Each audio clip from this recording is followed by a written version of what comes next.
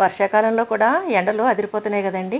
మనం కొత్తగా అంటే నారు మొక్కలు తెచ్చుకుంటాం కదండి. బంతి, చామంతి ఇటువంటివి. ఆ నారు మొక్కలు నాటుకున్నాకండి మనం డైరెక్ట్గా అలా వదిలేసామనుకోండి ఎండలకి అవి తట్టుకోలేవండి.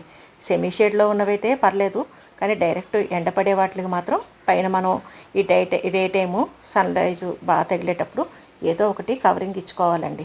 అందుకని నేను ఇక్కడ పాత బియ్యం సంచులు, సిమెంట్ సంచులు అటువంటి వాటితోటి ఈ కుండీలని పైన క్లోజ్ చేస్తున్నాను అండి. లేకుంటే ఆ డైరెక్ట్ ఎండకి మొక్కలు వడిలిపోయండి, నిలదొక్కులేవు.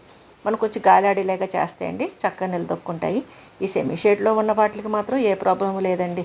మనం సాయంత్రాలు అలాగే ఉదయం వాటరింగ్ చేసుకుంటే సరిపోతుంది. ఈ కవర్లు మాత్రం ఉదయం టైంలో నైట్ టైం మనం తీసేసండి ఉదయం టైంలో వేసుకుంటే ఆ మొక్కలు చక్కగా సర్వే అవుతాయి. 1 వీక్ పాటు ఇలా జాగ్రత్త తీసుకుంటే అండి మొక్కలన్నీ కూడా చక్కగా నిలదొక్కుని మనకి హెల్తీగా పెరుగుతాయండి.